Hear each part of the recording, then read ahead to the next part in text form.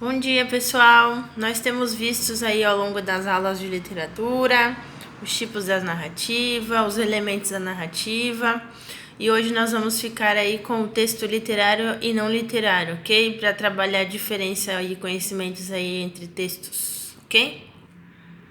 Bom, algo que muito nos interessa é o objetivo, né, do texto literário, além de saber o que é, mas também como ele vai trabalhar, tá? Então tá lá. Textos literários e não literários apresentam diversas diferenças na forma, né, como é feito, na linguagem, né, na estrutura aí, na significação. Principalmente diferenciam-se na finalidade comunicativa, né? Porque o objetivo é entreter o leitor, no caso aí do literário, né? Do texto literário é entreter o leitor, então entra aí contos, poesia e por aí vai. E o não literário é informar, por isso que eles falam que tem diferença na escrita, na linguagem e no significado desses dois tipos de textos, ok? Vamos começar aí com o texto literário, tá? Possui uma função estética, tendo como principal objetivo o entretenimento do leitor. Função estética, pessoal, a gente esbarra aqui, né, na forma, né? Por exemplo, o poema, ele segue ou não, né, dependendo, como nós já vimos, uma métrica, uma rima. Então isso aí é a ideia da estética, ok? Recorre à função poética e emotiva da linguagem, né? No caso aqui, fala aí na linguagem, né? Como é feito, né, esse texto literário, né? Visando criar a expressividade, despertar sentimentos e emoções no leitor. Então, ao ler essa função poética, né, que é uma das funções aí da linguagem e emotiva, ela vai levar um sentimento, né? Algo, vai despertar algo aí em quem está lendo, ok? Utiliza a linguagem conotativa e polissêmica, gerando uma multiplicidade de interpretações.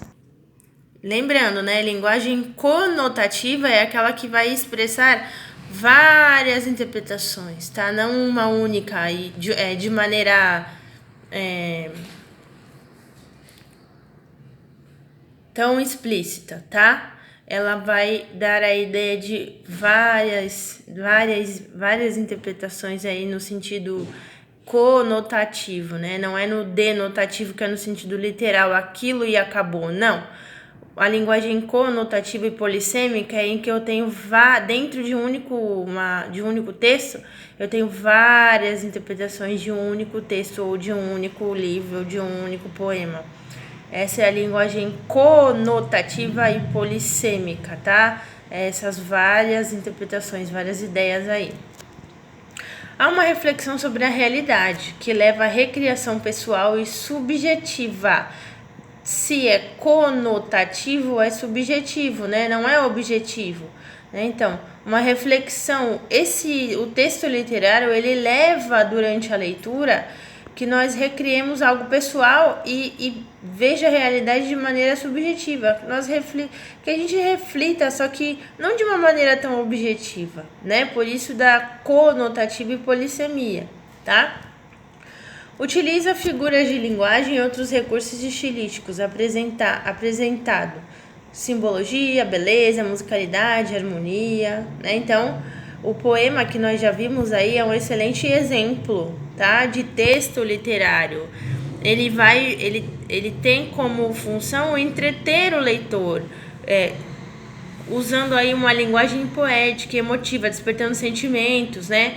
Com várias interpretações e uma recriação subjetiva da realidade, não objetiva, é algo subjetivo, que não é tão claro, né? Não é tão visível aí aos olhos, ok? Então, musicalidade, harmonia, né? Então, esse é o texto literário, função dele, né? Entreter o leitor com diferentes estratégias aí, ok? Então, vamos aos tipos, aos textos, né? Poemas, romances, lembra que romance é narrativa longa, contos, novelas, lendas, fábulas, crônicas, peças de teatro, as letras de música. Então, esses são exemplos de textos literários, ok? Que nós já vimos em outras aulas, nós já conhecemos, fica mais fácil para vocês identificarem, né? Lembrando que ele tem como função entreter o leitor, né? De maneira subjetiva, usando vários recursos diferentes, né? Para trazer algo poético, certo? Agora vamos aos textos não literários, olha lá. O texto não literário possui uma função utilitária e referencial, né? Lembra que eu falei lá no início que a função era informar e não entreter, né? Não distrair. A função dele é deixar o leitor informado, né? Tendo como principal objetivo fornecer uma informação. Então é justamente isso, né? Vou manter o meu leitor informado. Utiliza uma linguagem denotativa, diferente do texto literário, que a linguagem é conotativa, aqui é denotativa. Ou seja, né, literal, que significa mesmo, né, e clara, criando objetividade na transmissão de informação. Relata fatos reais de forma impessoal, ou seja, não se coloca, né, ele é impessoal, é imparcial, não havendo opiniões e juízos de valor sobre o conteúdo do texto. Opiniões e juízo de valor, né, pensando em texto, né, é só no dissertativo, tá, gente? Que é um outro tipo de texto. Então, mesmo que o texto não literário ele seja com a ideia de transmitir informação, né, de passar informação, ele não vai colocar opinião, vai ser imparcial. O escritor não vai se colocar, tá bom? Não utiliza figuras de linguagem e outros recursos estilísticos que possam prejudicar, né, a compreensão do conteúdo do texto. Até mesmo ele vai usar figuras de linguagem em um texto que é objetivo, não tem necessidade, tá bom?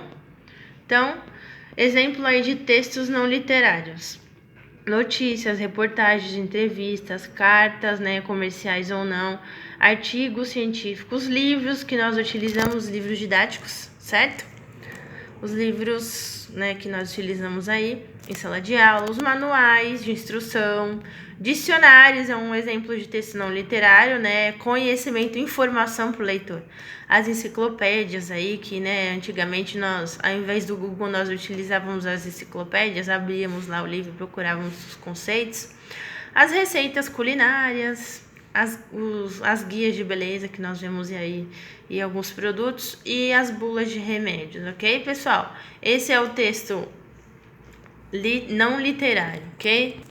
Reforçando então, né? O texto literário, ele tem como objetivo entreter, distrair o leitor, tá bom?